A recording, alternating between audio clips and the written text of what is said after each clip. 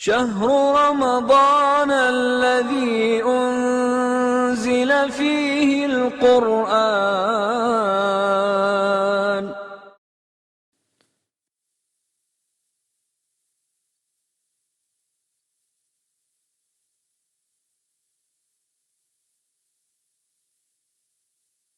Selamat bergabung kembali dalam siaran pagi ini untuk Amuba di Pangkal Pinang, pendengar Radio Hidayah Pekanbaru, pendengar Radio Rai Padang, pemirsa Asil TV Pekanbaru, pemirsa Surau TV, dan pemirsa Ahsan TV, di mana saja Anda berada, juga para netizen baik melalui streaming TV, streaming radio ataupun Facebook dan YouTube di mana saja Anda berada.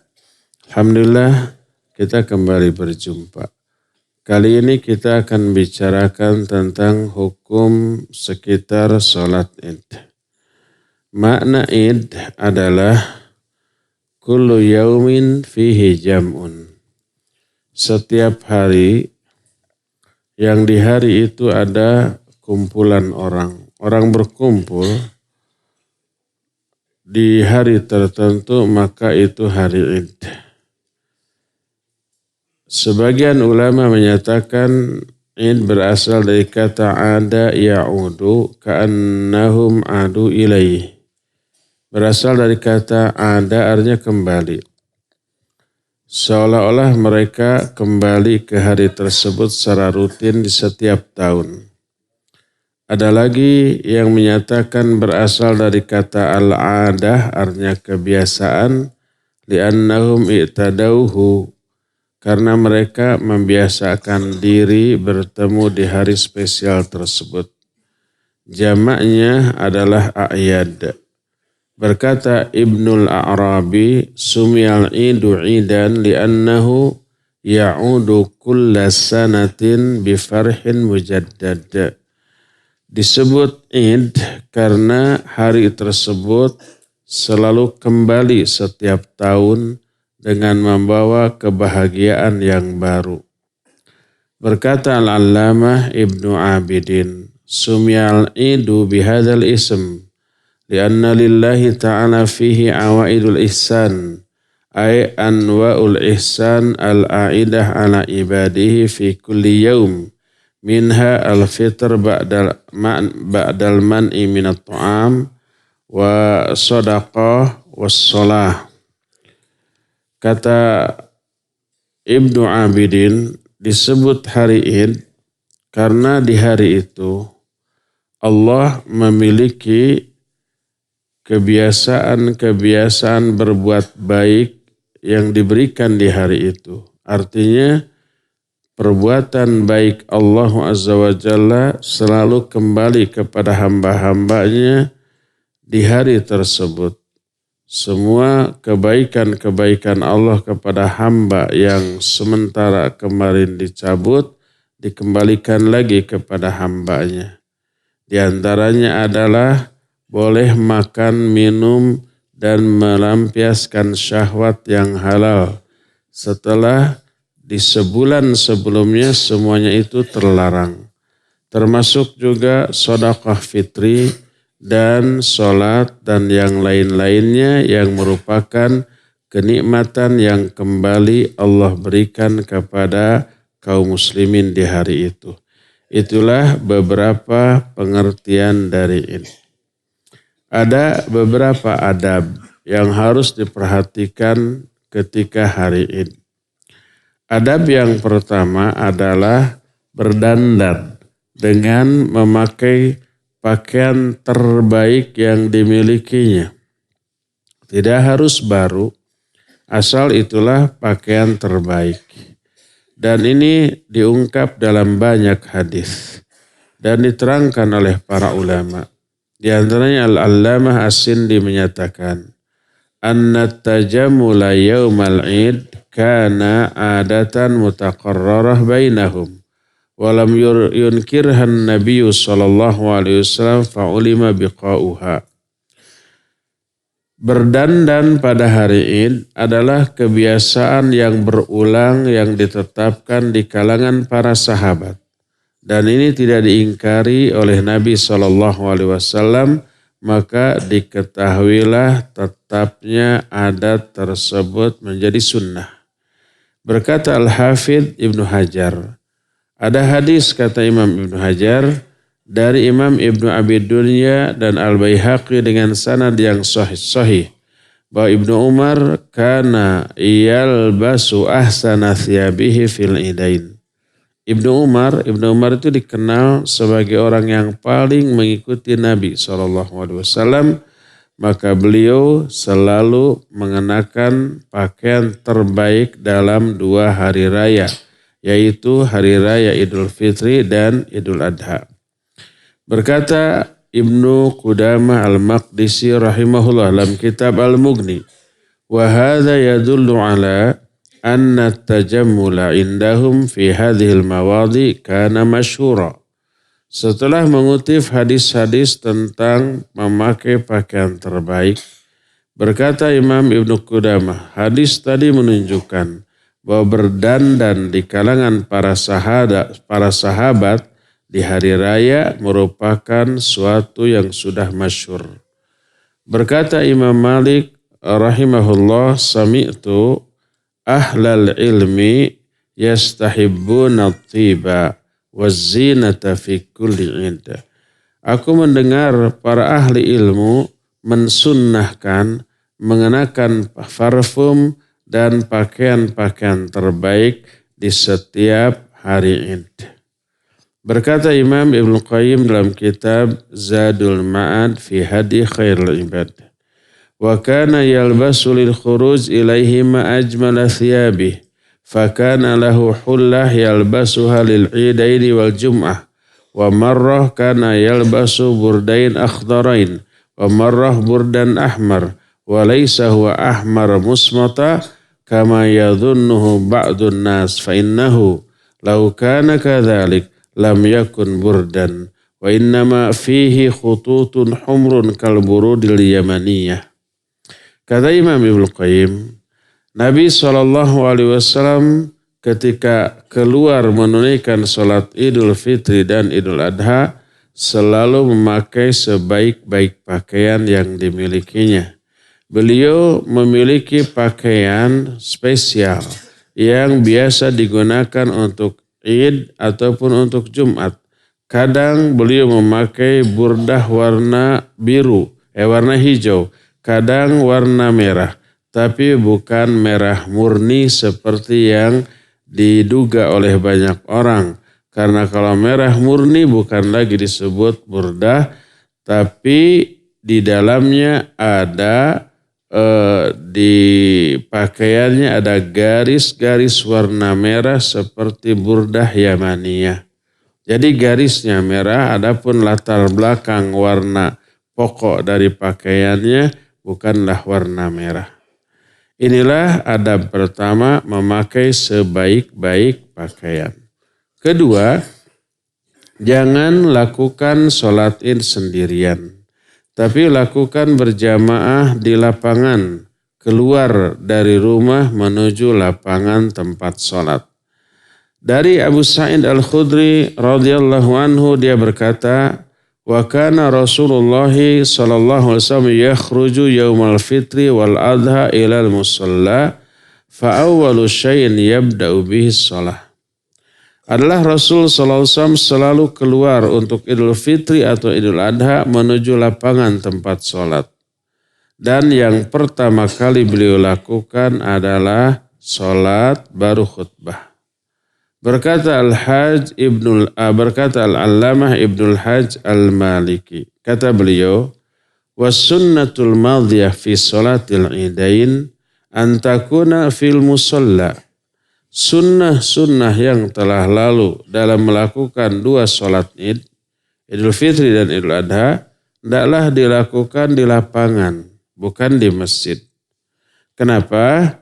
Karena Nabi SAW bersabda, sholatun fi masjidi hadha afdalu min alfi sholatin fi masjiwah illal masjidil haram. thumma huwa ma hadhil fadilatil azimah kharaja wa tarakahu. Kata Al-Alamah Ibnul Hajj Al-Maliki, karena Nabi SAW bersabda, salat di masjidku ini, di Masjid Nabawi di Madinah, lebih utama dibanding 1000 kali salat di masjid yang lainnya kecuali Masjidil Haram. Kalau Masjidil Haram lebih utama 100 kali lipat dibanding Masjid Nabawi. Berarti dibanding Masjid Umar bin Khattab 100.000 kali lipat. Tapi sekalipun demikian, sekalipun sholat di Masjid Nabawi itu begitu agung pahalanya, tapi Nabi sengaja meninggalkan sholat di Masjid Nabawi untuk sholat Id dan melakukannya di lapangan. Berkata Imam Ibnu Qudamah, as-sunnah ayyusallal Id fil musalla. Amara bidzalika Ali bin Abi Thalib radhiyallahu an. Wastahsanahul Auza'i wa ashabur ra'i wa huwa qaulu Ibnu Munzir. Kata Imam Ibnu Qudamah, sunnahnya salat Id dilakukan di lapangan. Itu diperintahkan oleh Ali bin Abi Thalib, dianggap baik oleh Imam Al-Auza'i dan ashabur ra'i, dan juga perkataan Imam Ibnu Munzir. Faman dhaufa anil khuruj ilal musalla limaradin au kibarisin shalla fil masjid wala haraja alai insyaallah. Adapun kalau tidak memungkinkan keluar ke musalla, baik karena dia sakit atau karena sudah tua atau mungkin karena hujan atau karena tempat sholatnya banjir tidak memungkinkan, maka boleh sholat di masjid dan tidak ada halangan insyaAllah. Ya. Berdasarkan hal itu, lakukan sholat Id di mana? Di lapangan dan bukan di masjid. Ketiga, mengambil jalan yang berbeda antara berangkat dengan antara pulang. Kalau ada 2 jalan minimalnya. Tapi kalau itu satu-satunya jalan ya gimana lagi? Umpamanya seperti di negara-negara lain masjid itu jauh dan pakai mobil. Menuju ke masjid one way. Ada banyak jalan lain tapi menentang arus ya jangan. Ditilang polisi ya. Selain beresiko tabrakan. Tapi kalau dekat, berjalan kaki, kemudian ada banyak alternatif jalan, ambil jalan yang berbeda ketika berangkat dan ketika pulang. Jabir bin Abdullah menyatakan, kanan Nabiyu sallallahu alaihi wasallam idza kana yaumu Id khalafat tariqa. Nabi sallallahu alaihi wasallam apabila di hari Id, beliau suka mengambil jalan yang berbeda. Maknanya kata Imam Ibnu Qayyim, fayadhabu fit tariq wa yarji'u fi akhar. Maknanya beliau berangkat melalui satu jalan, pulangnya melalui jalan yang lain. Tidak di jalan yang sama. Apa hikmahnya? Pertama, untuk memberikan salam ke kedua penduduk yang dilewati di 2 jalan tadi. Agar adil merata. Kalau pulang balik lewat sana-sana juga yang dapat salam, si itu juga. Kedua, untuk menebar barokah ke sebanyak mungkin tempat. Ya. Ketiga, kadang mungkin Nabi SAW ada keperluan ke si ini ketika berangkat, pulangnya ke orang lain. Keempatnya, liyudhira syairul Islam. Untuk menampakkan syiar Islam. Ya. Dan banyak lagi alasan-alasan lain. Berkata Imam An-Nawawi rahimahullahu ta'ala, yang beliau sebutkan dalam kitab Raudhatul Talibin, kata beliau, wa idza lam yu'lamis sabab ustuhibbat ta'asy qat'an wallahu a'lam. Kalau tidak diketahui sebab-sebabnya atau hikmahnya, kenapa Nabi mengambil jalan yang berbeda, maka disunnahkan ta'asy kepada sunnah beliau. Ta'asy itu mengikuti sunnah beliau. Tahu ataupun tidak alasannya, pokoknya itulah sunnah beliau dan melaksanakan sunnah, insya Allah akan tetap memperoleh pahala. Ya, itulah yang ketiga.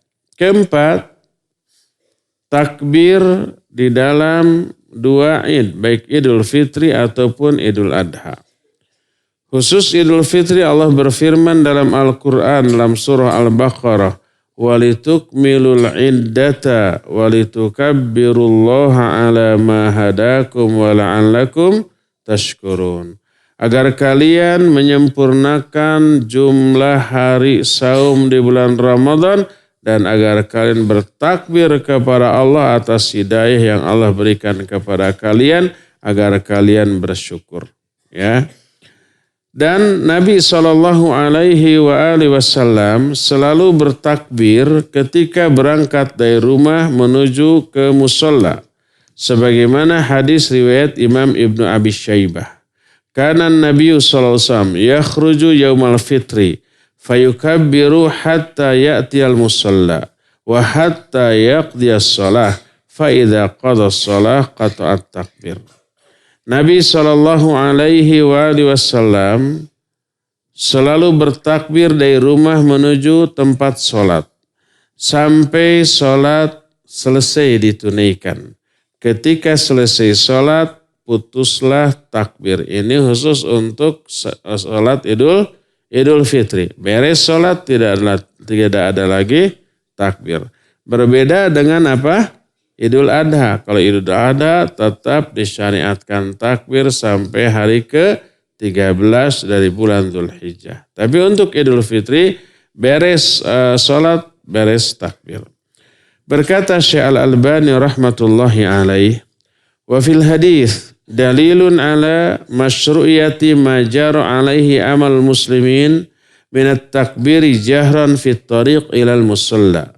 Wa in kana katsirun minhum bada'u yatasahaluna bihadis sunnah hatta kadat tusbihu fi khabari kana. Di dalam hadis ini terkandung dalil disyariatkannya apa yang sudah menjadi kebiasaan amalan kaum muslimin dari dulu berupa takbir secara keras di jalan-jalan sampai ke tempat sholat. Sekalipun kebanyakan manusia sekarang sudah mulai mengabaikannya, seolah-olah takbir di jalan sudah menjadi kisah masa lalu. Rata-rata orang dari rumah sampai ke musola apa?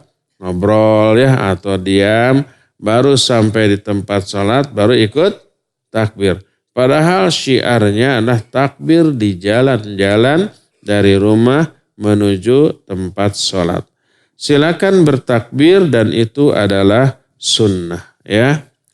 Ketika Syekhul Islam Ibn Taimiyah rahimahullah ditanya tentang takbir di dua sholat id, beliau menjawab, alhamdulillah, as-sahul aqwal fit takbir alladhi alaihi jumhurus salaf wal fuqaha minas sahabati wal a'immah ayyukabbira min fajri yaumi arafah ila akhir ayamit tashriq akiba kulli sholah wa yusra'u li kulli ahadin ayyajhara bit takbir indal khuruji ilal id wa hadha bi ittifaqil a'immatil arba'ah. Alhamdulillah, pendapat yang terbenar tentang takbir yang dipegang oleh jumhur ulama salaf dan khalaf, juga dipegang oleh para fuqaha dari kalangan para sahabat dan para imam, hendaklah memulai takbir dari fajar hari Arafah untuk sholat Idul Adha. Hari Arafah itu hari apa? Hari ke-seberapa? Hari ke-9 di bulan Dzulhijjah sampai hari-hari tasyrik. Sampai akhir hari tasyrik dan dilakukan di setiap akhir sholat. Seusai sholat, salam, lalu takbir. Dan disyariatkan bagi setiap orang untuk mengeraskan takbir ketika keluar dari rumah menuju tempat sholat id. Dan ini berdasarkan kesepakatan imam yang 4. Imam yang 4 dikenal pertama Imam Abu Hanifah, kedua Imam Malik, yang ketiga Imam Syafi'i, dan yang keempat Imam Ahmad bin Hanbal rahimahumullahu ta'ala. Imam Al-Bukhari ya ketika di dalam sahihnya menerangkan tentang takbir, beliau mentabwib atau memberikan judul bab takbir ayyama Mina wa idza ghada ila Arafah. Bab tentang takbir di hari-hari Mina dan ketika berangkat menuju Arafah. Hari Mina itu dimulai mabit di Mina kapan? Sejak tanggal 8 malam ke 9. Mabit dulu di Mina, tanggal 9 menuju Arafah, malam tanggal 10 menuju Muzdalifah. Nah, tanggal 10 dari Muzdalifah baru menuju Mina. Dari tanggal 10 sampai tanggal 13 tetap mabit di Mina. Kana Umar radhiyallahu an yukabbiru fi qubbatihi bi Mina. Fasami'ahu ahlul masjid fayukabbiruna wa yukabbiru ahlul aswaq hatta yartajja minna takbira. Umar bin Khattab di kubahnya di Mina, di kemahnya di Mina, ketika beliau mabit di Mina bertakbir. Maka takbirnya terdengar oleh seluruh penghuni masjid. Ada masjid di sana di Mina itu, kemudian mereka bertakbir karena mendengar takbirnya Umar, maka bertakbir pula seluruh orang yang ada di pasar, di jalan-jalan, sehingga seluruh Mina penuh oleh gema suara takbir, ya. Dan banyak lagi dalil-dalil yang lainnya yang menunjukkan disunnahkannya takbir. Lalu bagaimana takbir, lafaz takbir yang benar? Ya, karena sekarang ini banyak lafaz-lafaz tambahan dari takbir. Dan takbir terbaik adalah takbir yang diajarkan oleh Nabi SAW ataupun para sahabat tanpa melakukan talfiq di antara lafaz-lafaz takbir yang diajarkan. Talfiq artinya menggabungkan dua lafaz takbir yang diajarkan oleh Nabi SAW. Digabung dengan ijtihadnya sendiri. Itu disebut talfiq. Maka tidak boleh, ya. Yang boleh adalah memilih salah satu di antara lafaz takbir yang diajarkan. Boleh bergantian, boleh lafaz ini, boleh lafaz itu, selama semua itu diajarkan oleh Nabi SAW. Dan tidak ada hadis pun, hadis nabawi, hadis Nabi SAW yang sahih tentang lafaz takbir dan kaifiatnya. Hanya ada riwayat dari para sahabat. Dan sahabat mendengar ini dari Nabi SAW. Amalan sahabat jauh lebih layak untuk dipegang daripada amalan yang lainnya. Ibnu Mas'ud radhiyallahu an ketika hari raya beliau bertakbir dengan lafaz. Nih, Allahu Akbar, la ilaha illallah, wallahu akbar, walillahil hamd. Takbirnya 2 kali, tidak 3 kali, ya. Dan hadis riwayat dari Ibnu Mas'ud ini diriwayatkan oleh Imam Ibnu Abi Syaibah dengan sanad yang sahih. Kedua, ada lafaz dari Ibnu Abbas. Ibnu Abbas takbir dengan takbir 3 kali. Allahu Akbar, walillahil hamd. Allahu Akbar wa ajal, Allahu Akbar ala ma hadana. Lafaz takbir ini tidak begitu populer di kita, ya. Boleh dikatakan kita belum pernah mendengar lafaz takbir seperti ini. Takbirnya 3 kali, tapi lafaz selanjutnya berbeda. Allahu Akbar, Allahu Akbar walillahil hamd. Allahu Akbar wa ajal, Allahu Akbar ala ma hadana. Ya, ini lafaz kedua. Nah, mungkin orang berkreasi kita gabung lafaz yang pertama dengan lafaz yang kedua dengan mengakibatkan terjadinya perubahan lafaz sehingga berbeda dari lafaz yang diajarkan oleh Nabi SAW. Apakah ini merubah syariat? Ya, merubah syariat.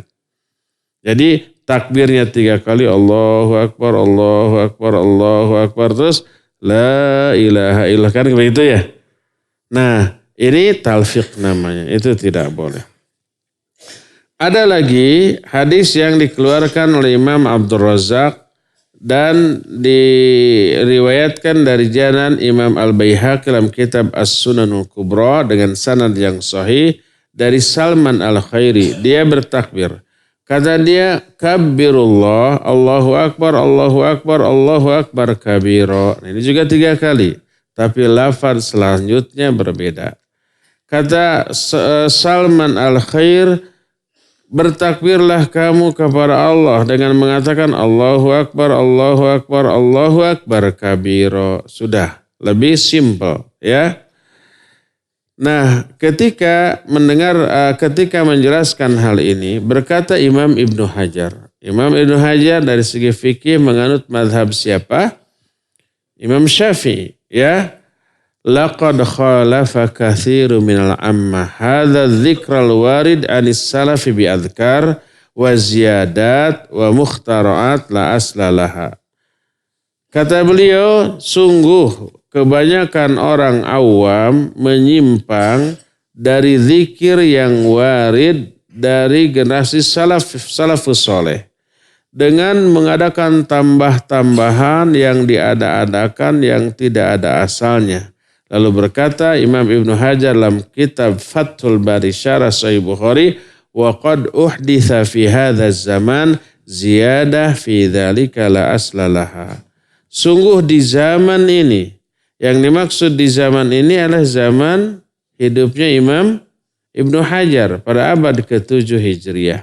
Sekarang abad ke-berapa? Abad 15. Jadi sudah berapa abad yang lalu?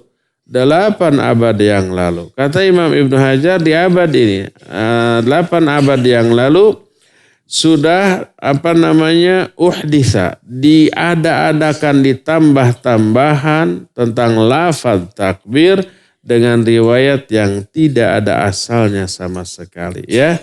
Ada dengan tambahan la ilaha illallah syaka sadaqa wa'dah wa nasara 'abdah wa hazamal ahzaba wahdah, kan gitu ya.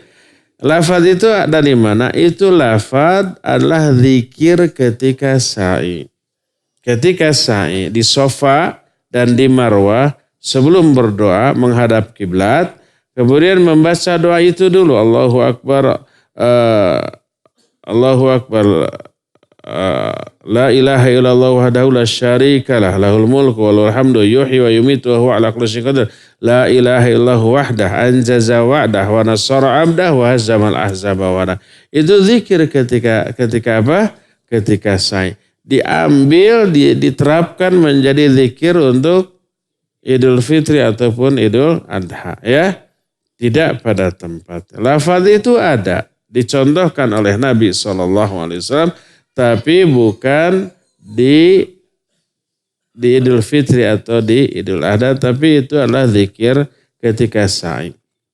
Nah, setelah zikir itu ketika sa'i, sebelum sa'inya masih di Safa, kemudian angkat tangan, ya, berdoa semaunya, bebas dengan doa apapun yang dia kehendaki. Selesai berdoa, turunkan lagi, baca zikir yang tadi, Allahu Akbar, Allahu Akbar, Allahu Akbar, la ilaha illallah wahdahu la syarikalah, lahul mulku walahul hamdu yuhyi wa yumiitu wa huwa ala kulli syai'in qadir, la ilaha illallah anjaza wa'dah wa nasara 'abdah wa hazamal ahzaba wa'dah. Udah sampai sana, angkat tangan lagi, berdoa lagi semaunya, turunkan lagi, terus zikir lagi yang tadi. 3 zikir mengapit 2 doa. Di Safa dilakukan begitu, di Marwah dilakukan begitu 7 kali, sehingga dalam 1 sa'i 7 putaran kita melakukan 21 zikir yang tadi mengapit 14 doa. 14 kali doa. Ketika apa? Sa'i ya. Itulah lafaz takbir yang dicontohkan berdasarkan riwayat yang sahih. Dan takbir yang kita pilih sekarang di kita adalah yang pertama dari Ibnu Mas'ud, Allahu Akbar, Allahu Akbar. 2 kali takbir. La ilaha illallah wallahu akbar, Allahu Akbar walillahil hamd. Itu ya. Disunnahkan sebelum Idul Fitri makan terlebih dahulu. Baik kupat atau sate atau apapun ya. Oh iya, ikhwan, akhwat, peserta yang mau sholat id di sini, daftar dulu. Daftar dulu ke panitia. Gratis kok, daftar, nggak dimintai lagi bayaran. Ya. Untuk apa? Pertama untuk menyiapkan makanan pagi sebelum sholat id. Karena sunnahnya ya. Mungkin ketupat sama opor ayam ya. Mungkin sate, nggak tahu lah. Atau mungkin air putih. Bukan sarapan. Pokoknya daftar untuk menentukan berapa orang yang harus diservis, termasuk peserta yang akan buka di sini esok. Besok kan kita penutupan pagi pada sholat subuh, ya. Besok kajian terakhir sore hari ini nanti pada asar. Besok setelah kajian subuh penutupan. Nah mungkin ada yang banyak, ada yang pulang, yang mau sampai buka di sini daftar, ya, tidak bayar lagi. Untuk menentukan berapa orang yang, berapa porsi yang harus siapkan. Jangan sampai mubazir, kita masak 500, yang ada cuma 100, 400 mubazir, ya. Demikian juga untuk sholat id. Dianjurkan makan. Kata Anas bin Malik, kana Rasul sallallahu alaihi wasallam la yagdu yaumal fitri hatta ya'kula tamarat. Adalah Nabi sallallahu alaihi wasallam tidak berangkat untuk salat Idul Fitri sebelum makan dulu beberapa buah kurma. Hadis ini riwayat Imam Bukhari dan Imam At-Tirmidzi.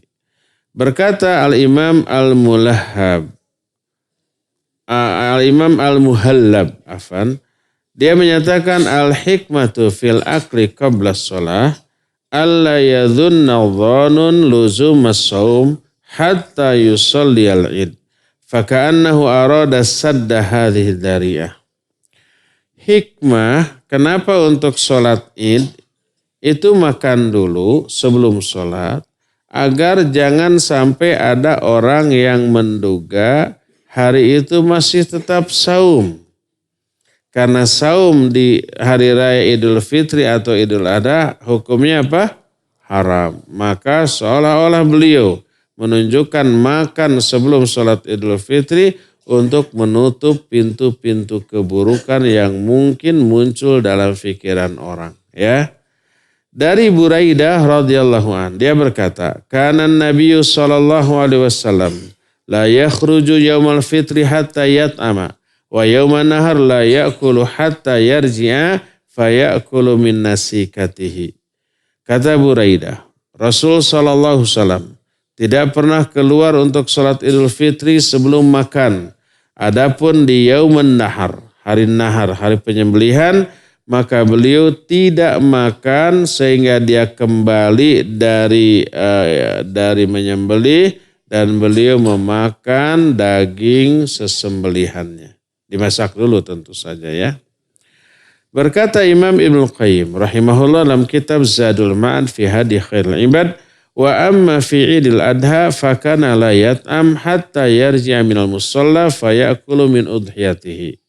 Nabi SAW di waktu Idul Adha tidak makan apapun sampai kembali dari tempat sholat dan makan dari hasil sesembelihannya. Ya, inilah tentang makan. Jadi sebelum Idul Fitri besok disunahkan apa? Makan terlebih dahulu. Ya, untuk peserta yang mau sholat id di sini, insyaallah kita siapkan makan. Ya, mungkin ketupat beserta opor ayam kuahnya aja. Ya, dengan bukurnya, jangan khawatir. Ada berikutnya, nih dengar yang kedul mandi yang badannya bau. Disunnahkan mandi sebelum sholat id. Itu sok kayak alasan, kan sunnah teh wajib. Wudu aja ya, selama itikaf nggak mandi. Mandilah sebelum sholat id, biar tidak menjadi polusi. Ini sunnah dan dapat pahala besar mengamalkan sunnah Nabi SAW. Berkata Nafi. Nafi itu maulanya atau hamba saya Ibnu Umar. Anna Abdullah bin Umar kana yagtasilu yaumal fitri qabla ayagdua ilal musalla. Ibnu Umar selalu mandi pada hari Idul Fitri sebelum berangkat ke tempat sholat. Berkata Al-Allamah Al-Imam Sa'id bin Al-Musayyib, sunnatul fitri thalathun, al-masyu ilal musalla, wal aklu qabla al-khuruj wal ightisal. Sunnah Idul Fitri ada 3.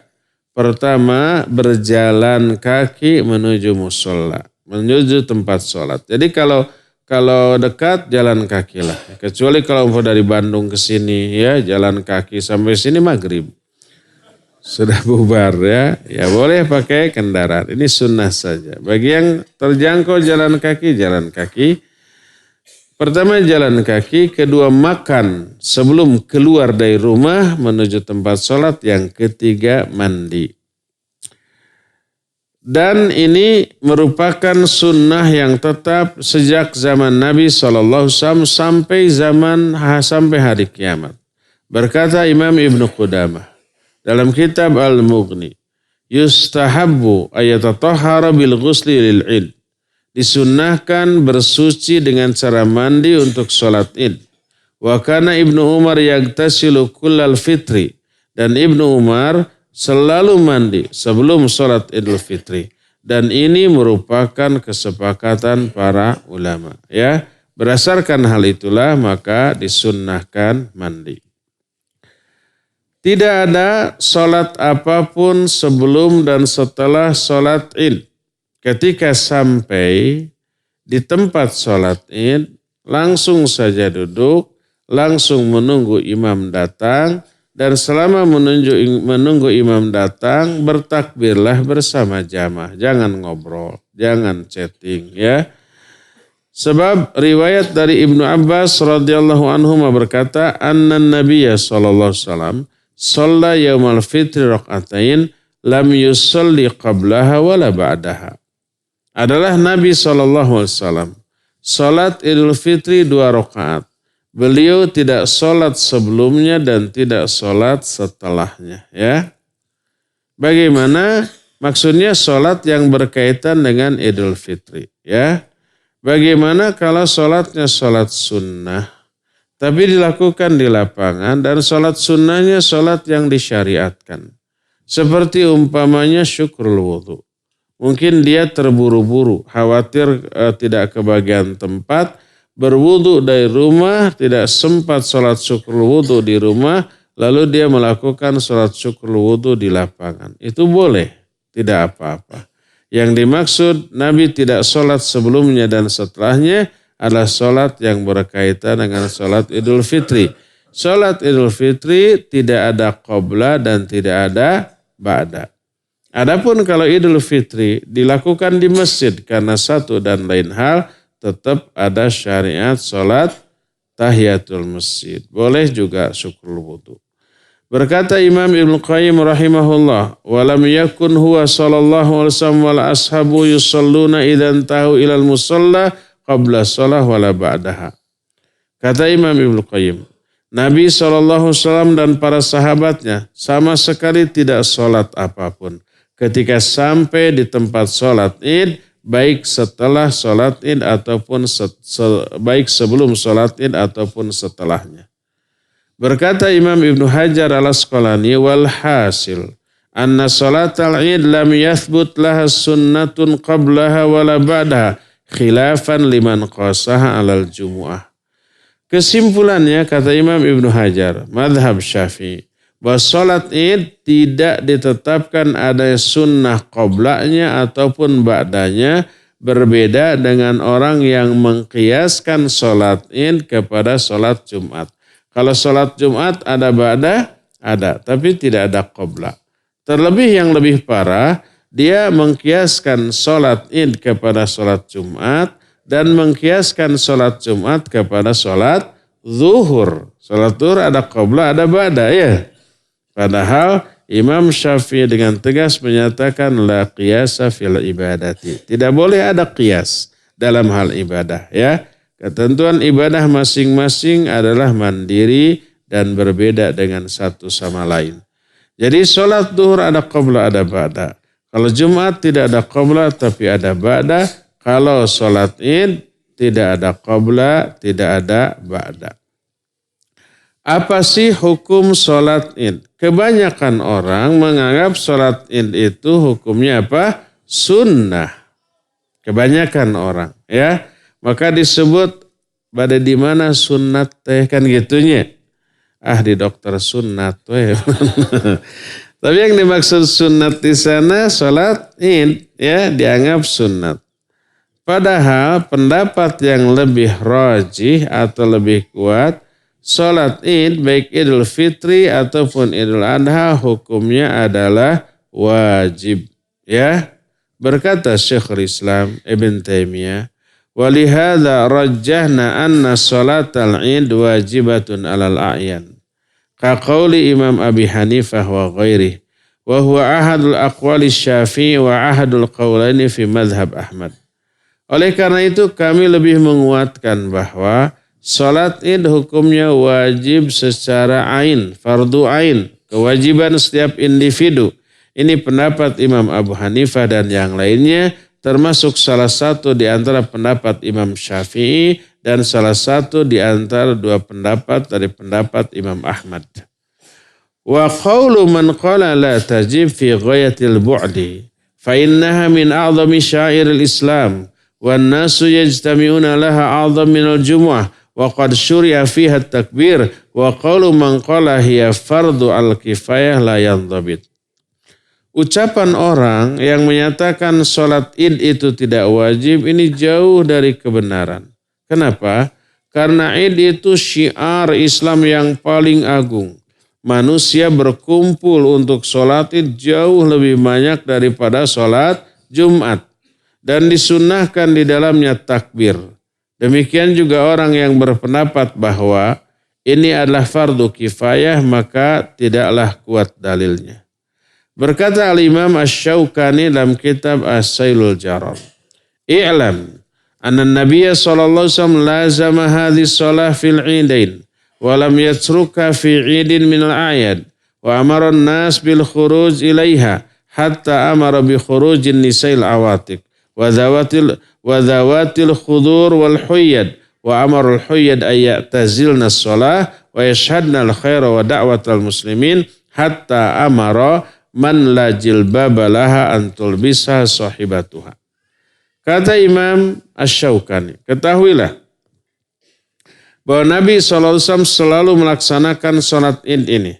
Tidak pernah meninggalkan walaupun hanya satu kali. Beliau memerintahkan semua manusia untuk keluar sampai wanita-wanita haid, wanita-wanita tua juga diperintahkan untuk keluar. Adapun untuk yang haid disuruh tidak sholat, tapi disuruh mendengarkan dakwah, mendengarkan khutbah. Bahkan wanita yang tidak punya jilbab untuk keluar, hendaklah dipinjami oleh wanita yang memiliki jilbab. Jadi datanya amat sangat banyak. Lalu kata beliau, wa hadza kulluhu yadullu ala anna hadhis shalah wajibatun wujuban muakkadan alal a'yan la alal kifayah. Berdasarkan semua itu menunjukkan sholat ini wajib dengan wajib yang ditekankan secara fardu ain bukan fardu kifayah. Oleh karena itulah maka banyak dari para ulama yang menyatakan bahwa siapa yang tidak mampu hadir di dalam melakukan sholat id karena ada uzur, baik ada uzurnya itu sakit, atau dia tua tidak bisa berangkat ke masjid atau ke tempat sholat, atau ibu-ibu kan rempong kalau pagi-paginya ya belum menyiapkan ketupat, belum menyiapkan baju-baju untuk suami dan anak-anaknya, belum beres-beres ya. Jadi suami dulu diurus, anak-anaknya dulu sok duluan, nanti ibu menyusul gitu. Pas ibunya mandi, sudah berangkat bubar. Ada yang begitu? Mungkin ada. Nah, bagaimana dengan ibu yang kayak begitu? Dia wajib sholat sendirian di rumahnya. Ya, dengan tata cara sholat yang nanti akan dijelaskan. Berkata Imam Asy-Syaukani rahimahullah masih dalam kitab As-Sailul Jarar. Wa minal adillah ala wujubiha annaha musqitatun lil jum'ah idza tafaqata fi yaumin wahid. Wa ma laisa biwajib la yusqitu makana wajiban. Di antara dalil tentang wajibnya sholat id adalah sholat id bisa menggugurkan kewajiban sholat Jumat bila bertemu di satu hari yang sama. Pernah nggak sholat id di hari Jumat? Ya, pernah. Siapa yang melakukan sholat id di pagi harinya, dia tidak wajib menunaikannya menunaikan sholat Jumat di siang harinya. Padahal kita tahu hukum sholat Jumat apa? Wajib. Maka kalau sholat id tidak wajib alias sunnah, tidak mungkin sesuatu yang hukumnya sunnah bisa menggugurkan yang wajib. Minimal kadar kewajiban sama atau kadar kewajibannya lebih kuat. Barulah bisa menggugurkan kewajiban lain yang sama atau yang lebih lemah. Ya. Dari sinilah para ulama menyatakan kewajiban sholat id lebih kuat daripada kewajiban sholat Jumat. Ya. Berdasarkan hal itu, pendapat yang benar, sholat Idul Fitri hukumnya fardu ain. Siapa yang tidak melakukannya dia berdosa.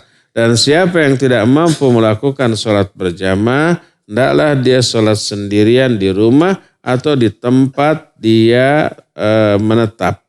Termasuk orang yang sakit di rumah sakit, tidak bisa melakukan sholat id, hendaklah dia melakukan sholat id di tempat tidurnya, di kamar perawatan dia, ya, semampu dia. Walaupun harus sambil berbaring. Itulah hukum sholat id.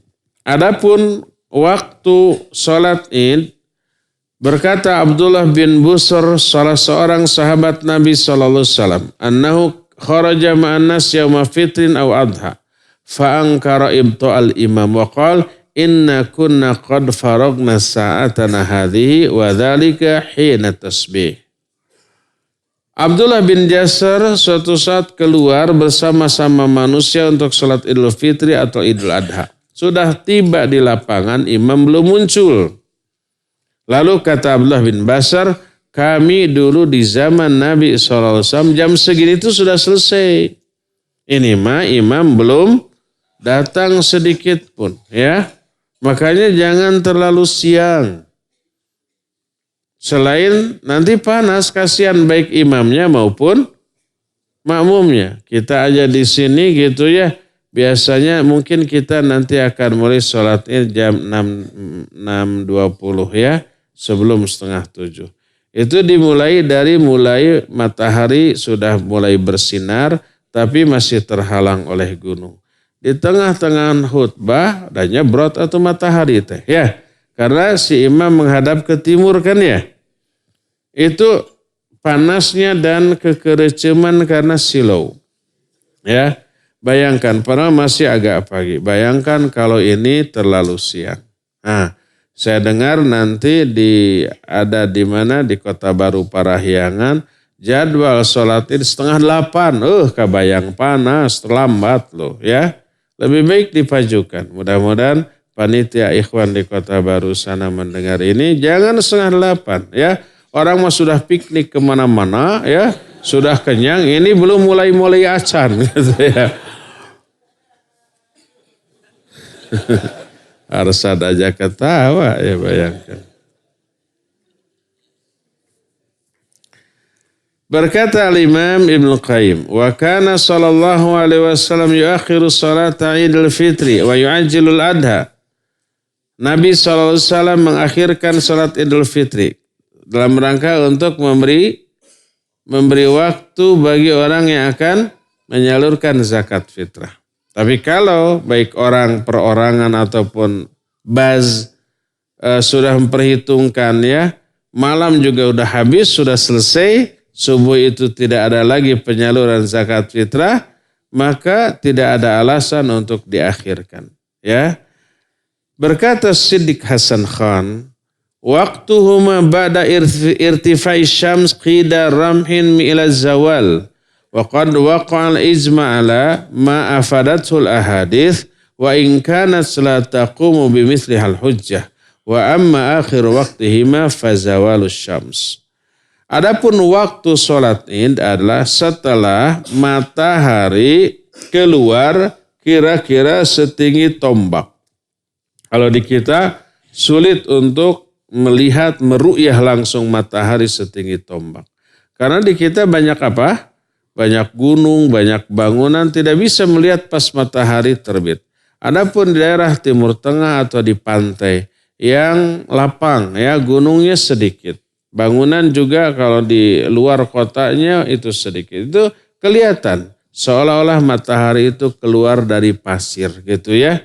Setinggi tombak itu kelihatan bingit ya. Ini menunjukkan tidak boleh sholat Id sebelum matahari terbit. Kalau orang ingin terburu-buru ba'da sholat subuh langsung Id. Langsung khutbah ya. Masih gelap sudah beres, sudah piknik kemana-mana.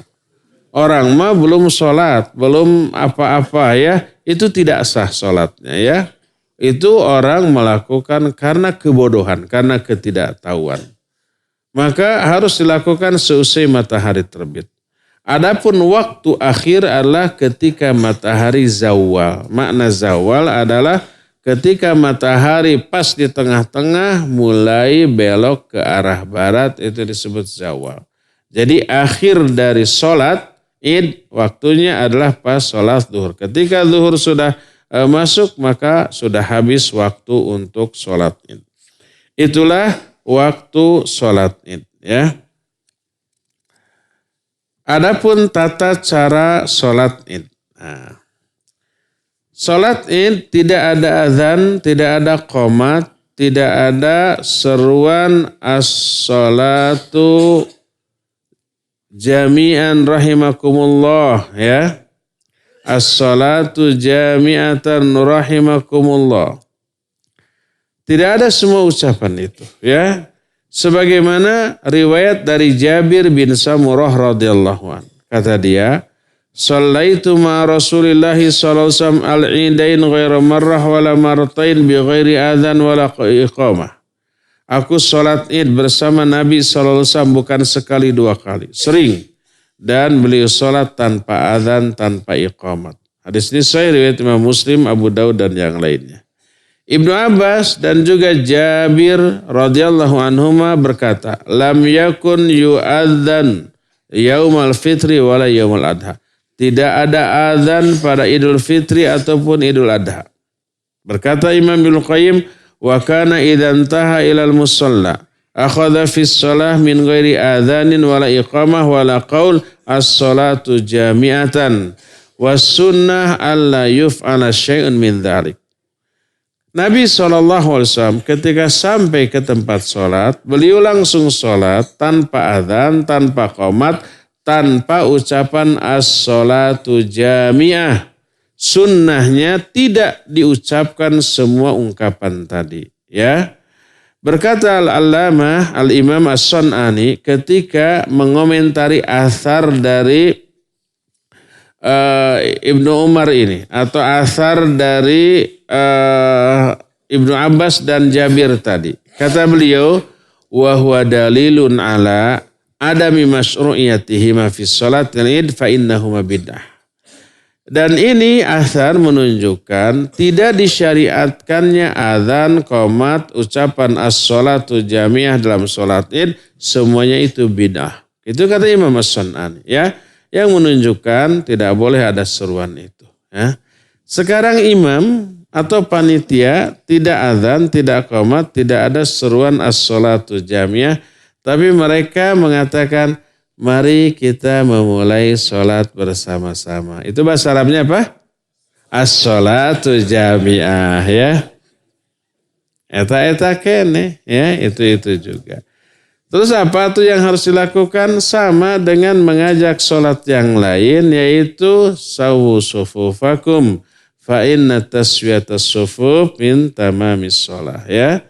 Luruskan dan rapatkan saf atau barisan kalian, karena lurus dan rapatnya saf termasuk bagian dari kesempurnaan sholat. Bagaimana tata cara sholat? Sholat ini dilakukan 2 rakaat.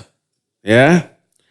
Dan di rakaat pertama sebelum membaca Al-Fatihah melakukan 7 kali takbir. Di rakaat kedua 5 kali takbir. Berdasarkan hadis dari Aisyah radhiyallahu anha, ya. Kata beliau, Aisyah, anna Rasul sallallahu alaihi wasallam kana yukabbiru fil fitri wal adha fil ula sab'at takbirat wa fi tsaniyah khamsan siwa takbiratai ruku. Nabi SAW selalu bertakbir di Idul Fitri atau Idul Adha. Di rakaat pertama 7 kali takbir, di rakaat kedua 5 kali takbir selain takbir akan ruku. Berkata Imam Al-Baghawi, wa hadza qaulu aktsari ahli ilmi minas sahabati wa man ba'dahum. Dan ini adalah pendapat kebanyakan ulama dari kalangan para sahabat dan ulama-ulama setelah mereka. Annahu yukabbiru fi salatil id fil ula sab'an siwa takbiratil iftitah wa fi tsaniyah khamsan siwa takbiratul qiyam qabla al-qiraah. Yaitu bertakbir dalam salat id di rakaat pertama 7 kali, di rakaat kedua 5 kali, di rakaat pertama selain takbir iftitah, selain takbiratul ihram. Takbiratul ihram dulu Allahu Akbar, lalu sedekap, baru setelah itu takbir lagi 7 kali. Jadi dengan takbiratul ihram 8 kali, ya. Dan di rakaat kedua takbir 5 kali selain takbir bangkit dari sujud. Jadi bangkit dari sujud takbir enggak? Takbir Allahu Akbar lalu berdiri, setelah itu baru takbir lagi 5 kali. Ini yang pertama. Kedua,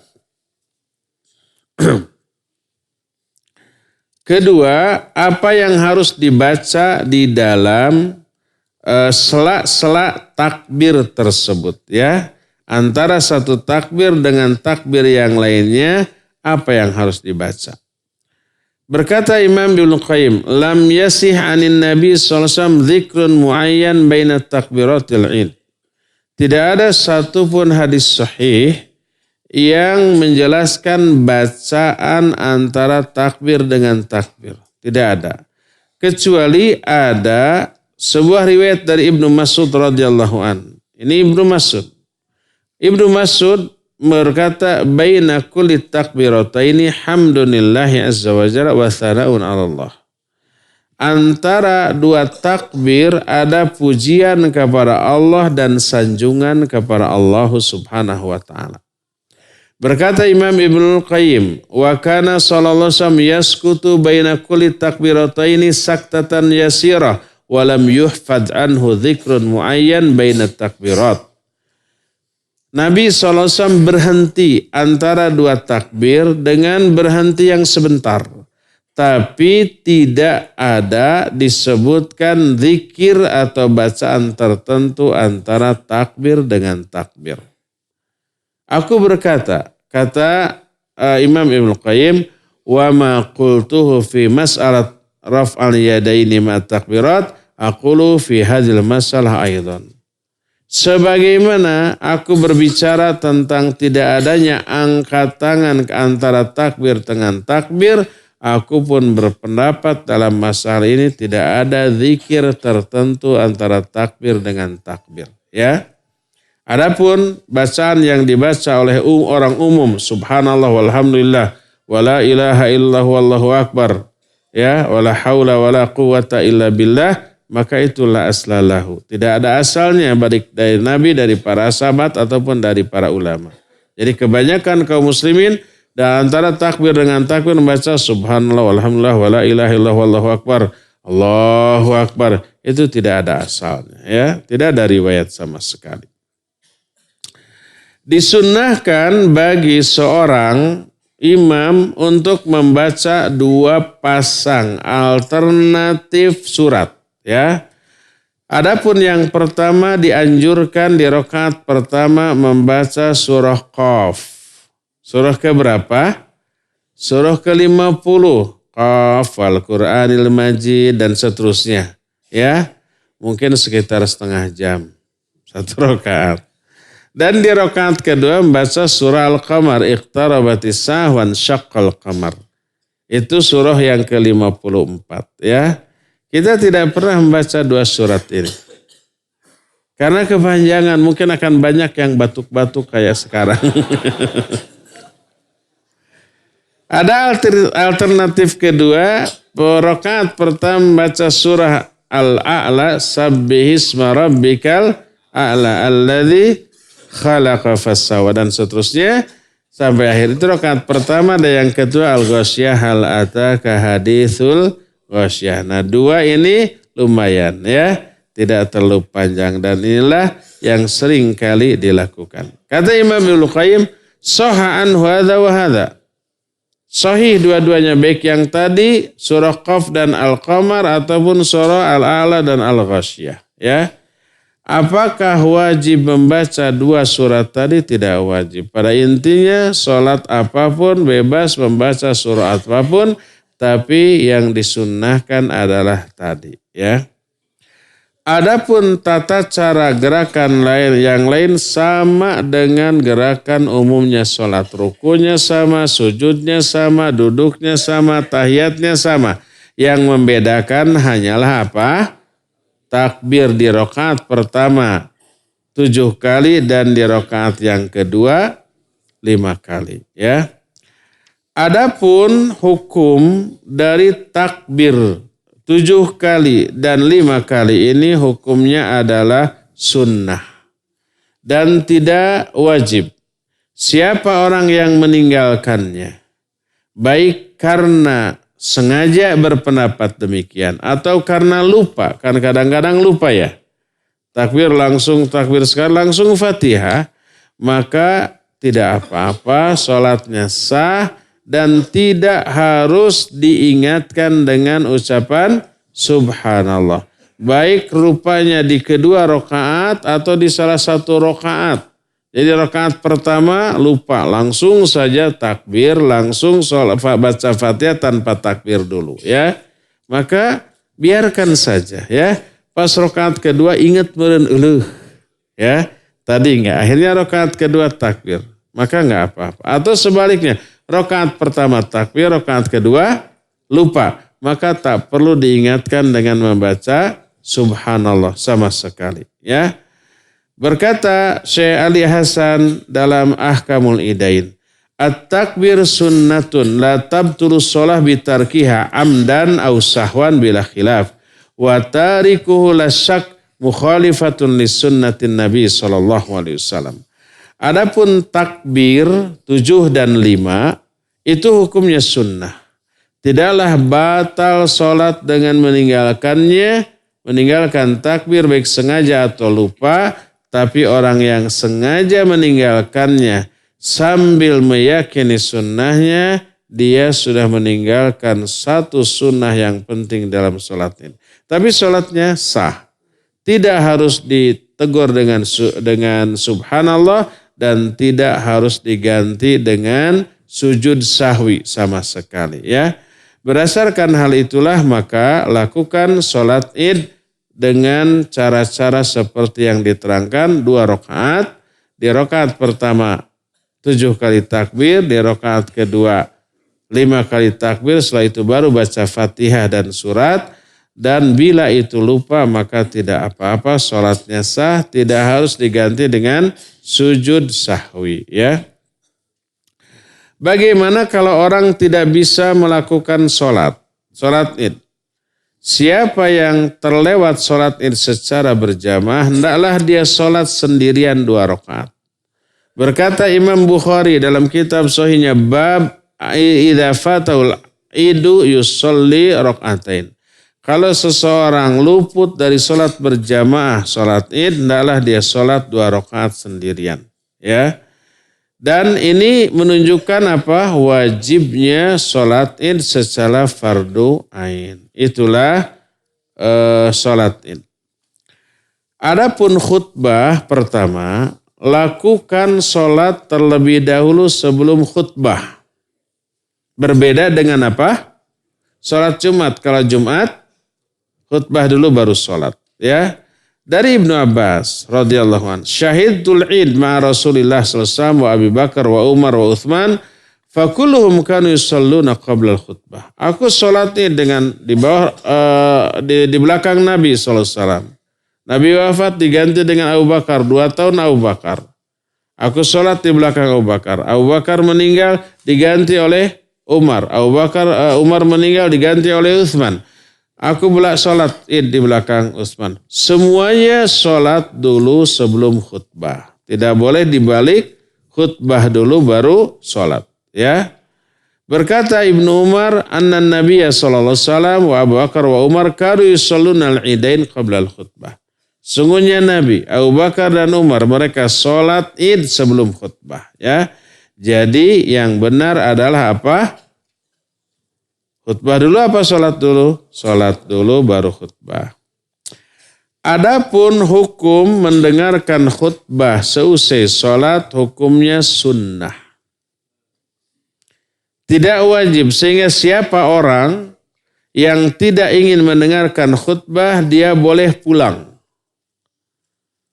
Tapi tidak boleh tetap tinggal di sana terus ngobrol, mengganggu jamaah lain dan mengganggu khatib. Daripada tidak mendengar tetap ada di sana daripada ngobrol, lebih baik pulang saja sudah, ya. Apalagi ibu-ibu buka mukena, laki-laki ngobrol, keluarkan rokok sambil ngerokok, sambil ngobrol di tempat sholat Id. Aduh, banjur nuk itu mah. Ya. Hudurul khutbah laisa wajiban kas sholat. Menghadiri khutbah tidak wajib seperti sholat. Sebagaimana riwayat dari Abdullah bin Sa'ib, dia berkata, syahidul Id ma'an Nabi SAW. Falamma qada sholah qal, inna nakhtubu faman ahabba ayyajlis lil khutbah falyajlis wa man ahabba ayyadhhab falyadhhab. Kata Abdullah bin Sa'ib, aku salat Id bersama Nabi SAW. Setelah beliau selesai salat, beliau berkata, saya akan khutbah. Siapa yang ingin mendengarkan khutbah, maka silakan duduk. Siapa yang ingin pergi, silakan pergi. Ya. Hadis ini riwayat Imam Abu Daud, An-Nasai, Ibnu Majah dan Al-Hakim dengan sanad yang sahih. Berkata Imam Ibnu Qayyim, wa rakhasa sallallahu alaihi wasallam liman syahidal Id ay yajlisal khutbah au ayyadhhab. Nabi sallallahu alaihi wasallam memberi keringanan bagi orang yang salat Id untuk mendengarkan khutbah atau untuk pergi dari sana. Ini menunjukkan hukum sholat Id wajib, tapi hukum mendengarkan khutbahnya sunnah. Boleh tidak mendengarkan dan pulang. Berbeda dengan Jumat. Kalau Jumat mah baik sholatnya atau khutbahnya, dua-duanya wajib. Siapa yang melewatkan khutbah Jumat, ya, padahal tanpa uzur, maka dia meninggalkan kewajiban. Umpamanya dia nanti masih khutbah, malas gitu, suka ngantuk, nanti aja pas qomat saya datang. Maka dia berdosa karena tidak ikut mendengarkan khutbah tanpa uzur. Kecuali kalau ada uzur, dia terlambat, mau Jumatan, mana masjid. Begitu ketemu khutbahnya sudah selesai, tinggal sholatnya, maka itu ada uzur di luar kemampuan dia. Ya, itulah beberapa adab dan ketentuan tentang sholat Id. Ya, cukup sampai di sini. Dan kita masih punya sisa waktu beberapa detik untuk bertanya jawab.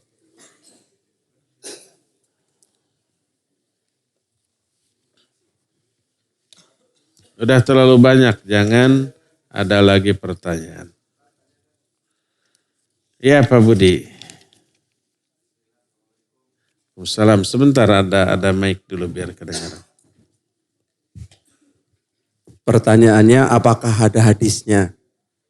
Jedah habis sholat dengan khutbah. Bolehkah kita zikir atau berdoa di situ, Ustaz? Jedah dari sholat menuju khutbah. Ya. Kita zikir. Ya, tidak ada zikir apapun seusai sholat Id. Jadi beres salam langsung khutbah. Tidak ada zikir apapun yang diajarkan oleh Nabi SAW sehabis sholat Id. Ya. Apa hukum guru menampar murid? Karena berbuat salah, apakah guru itu zalim? Iya, nggak boleh menampar wajah. Ya, wala tadribil wajah. Nggak boleh. Di kita bisa kena pasal ya. Guru itu bisa dilaporkan? Bisa. Ya. Kalau kesalahannya besar, hukum dengan cara yang lain. Ya. Apakah boleh hukum memukul? Boleh, tapi jangan memukul wajah. Kalau secara syar'i boleh. Karena dulu dikatakan oleh Imam Az-Zuhri diantaranya, kanu yadribunana alal amanah wal wa'an. Wa nahnu sigor. Kami, para sahabat dahulu suka memukuli kami. Dan kami ketika itu masih kecil 5 atau 6 tahun karena urusan amanah dan janji. Ketika amanah tidak ditunaikan, ketika janji tidak ditepati, itu para sahabat suka memukul anak-anaknya. Tapi tidak memukul wajah. Tidak memukul wajah. Dari sana anak-anak kapok untuk tidak lagi ingkar janji atau tidak menunaikan amanah. Ya, memukulnya dibolehkan asal tidak memukul wajah. Ya, kalau memukulnya tidak madarat. Adapun kalau memukulnya madarat, seperti sekarang terkena pasal penganiayaan bisa dipidana, maka hindarkan, cari hukuman lain. Apakah guru itu zalim karena cara mengajarnya tidak sesuai dengan tata cara mengajar Rasul SAW yang lemah lembut? Ya, dia zalim. Kesalahannya apa? Ya, kemudian kalau mau pukul jangan wajahnya.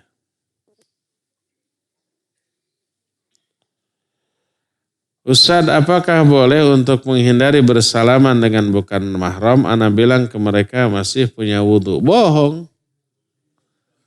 Pertama, kalau betul masih punya wudhu, apa halangannya salaman? Karena bersalaman setelah punya wudhu, batal nggak wudhunya? Tidak. Tapi dosa. Kalau bukan dengan mahram. Kalau dengan bukan yang mahram. Dosa. Dan berbuat dosa tidak membatalkan wudhu. Umpamanya setelah wudhu kita gibah. Batal nggak wudhu kita? Tidak. Tapi dosa. Jangan dilakukan. Jangan mentang-mentang terbatal wudhu. Ya. Kata Ustaz juga wudhu terbatal. Ditangkepan. Betul wudhunya tidak batal. Tapi dia berdosa. Tidak ada hubungan antara dosa dengan batal wudhu. Ya. Jadi tunjukkan saja bahwa kita afwan, tidak bisa bersalaman karena syariat melarang kita dan mereka akan paham. Sekarang ini sudah sesuatu yang tidak asing lagi ya.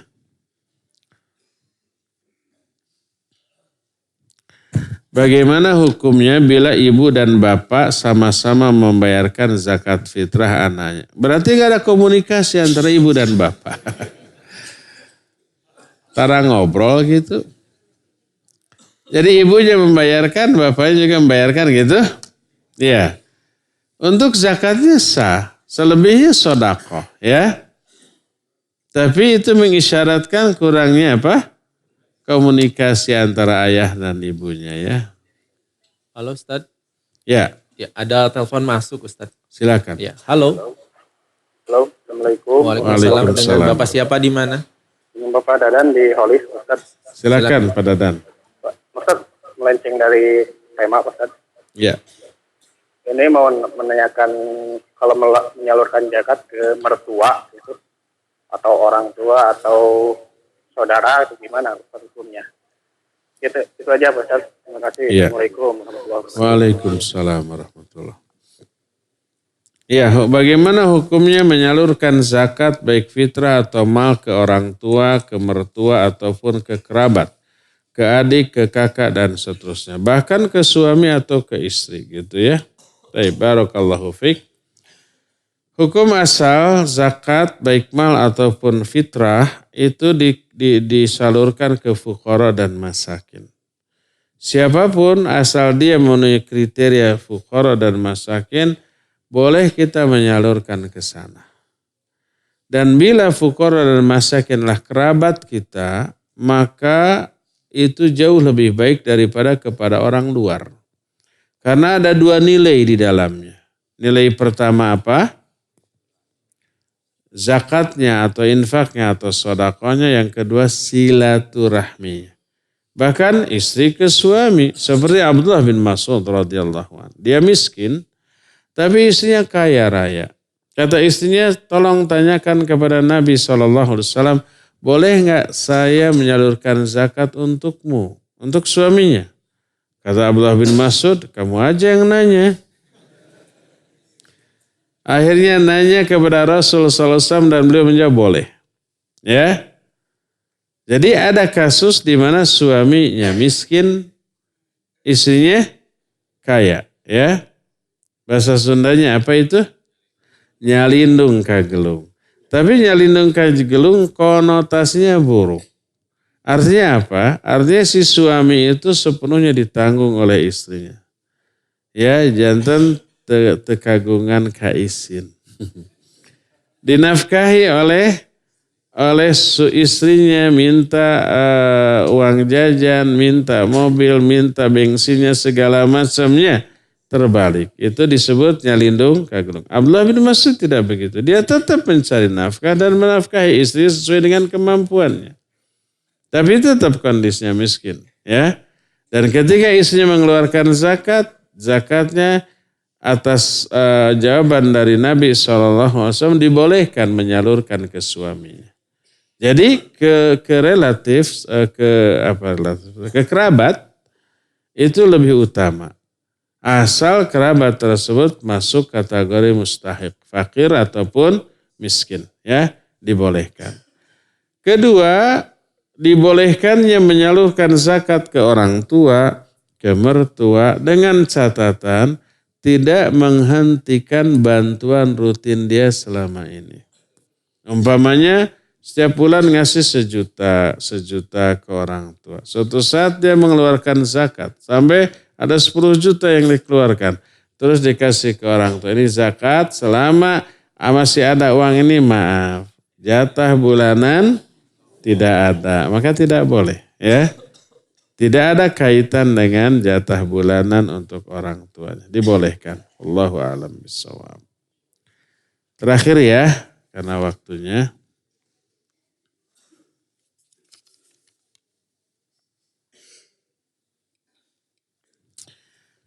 Ustaz, apa hukum takbir dikeraskan sepanjang malam? Adakah hadisnya? Hatur nuhun.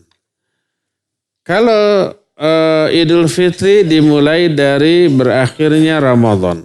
Ya, maghrib boleh dia bertakbir. Demikian juga untuk sholat Idul Adha dimulai dari tanggal 9-nya. Mulai fajar. Ya. Idul Adha mulai fajar tanggal 9. Idul Fitri mulai maghrib tanggal 1 Syawal. Kalau itu hukumnya sunnah. Kalau melakukan yang sunnah menimbulkan madarat, tinggalkan yang sunnah. Malam-malam gogorowokan di masjid. Ada di tetangga masjid itu ada yang tidur. Dia butuh istirahat untuk esok. Ya, ada yang sholat malam. Mungkin ada yang sholat malam? Mungkin. Ya, mengganggu yang sholat haram hukumnya. Ya. Ketiga, ada juga yang bayi yang susah tidur, sekali tidur gitu ya mudah sekali bangun. Begitu ada yang menggerowok, ngagorok, berteriak di masjid takbir gitu ya. Dia bangun lagi nangis, kasihan ibunya, kasihan bapaknya ya. Maka kalau yang sunnah memberikan gangguan yang memadaratkan maka tidak boleh ya. Kaidah menyatakan daf'ul mafasid muqaddamun ala jalbil masoleh. Menolak madarat harus lebih didahulukan daripada meraih maslahat. Dengan takbir ada maslahat syiar. Ya. Tapi ketika syiar yang sunnah ini menimbulkan madarat, ada mafsadat, maka menolak mafsadat harus lebih didahulukan. Ya. Kalau mau takbir ikhlas karena Allah Azza wa Jalla dengan harapan ingin dapat pahala, cukup terdengar oleh diri kita sendiri tanpa mengganggu yang lain. Mana yang lebih utama, takbir atau baca Al-Quran? Baca Al-Quran lebih utama. Baca Al-Quran saja tidak boleh sampai mengganggu orang. Mengganggu yang sholat tidak boleh. Mengganggu yang tidur tidak boleh ya. Apalagi mengganggu yang sedang ibadah sholat malam, maka haram hukumnya. Walaupun itu adalah baca Al-Quran. Ya. Jadi sesuatu yang hukumnya sunnah kalau dilakukan bisa menimbulkan madarat, meninggalkan yang sunnah itu lebih utama daripada melakukannya bila timbul madarat. Ya, cukup sampai di sini insyaallah. Nanti kita berjumpa kembali jam 9 seperti biasa. Ikhwan yang ada di sini saya lupa, di pintu keluar itu ada kencelengnya itu untuk pembangunan ma'had nanti ya. Jangan cuek kayak bebek. Jangan dibiarkan atau cuma dibaca. Oh, udah aja ya. Keluarkan dompetnya, kalau dengan dompetnya nggak bisa masuk semua ya. Jadi satu-satu nubarirem. Ya, proklamator. Jangan yang abu-abu. Kalau umpamanya nggak muat kalau uang saya semua di sana nomor rekening, silakan transfer. Setelah transfer kemudian ada konfirmasi ke yayasan untuk dibukukan ya. Cukup sampai di subhanakallahum bihamdik asyhadu an la ilaha illa anta astaghfiruka wa atubu ilaik walhamdulillahi rabbil alamin. Wassalamualaikum warahmatullahi wabarakatuh.